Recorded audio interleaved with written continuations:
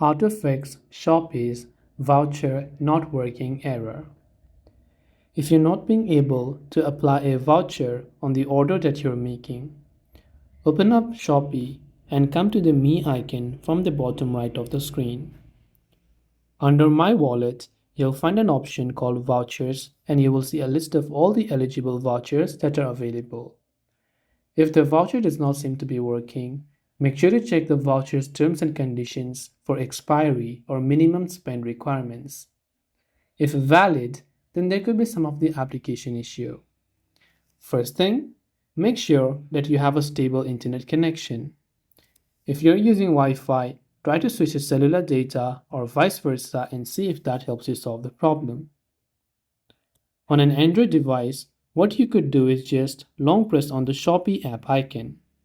You'll find this little eye icon which indicates the app info icon and you can tap on it. Scroll down until you find storage. Then from here, you can clear the cache files and clear the data, but remember that clearing the data will reset the application. Last but not the least, go to your Play Store or your App Store and search for the Shopee app.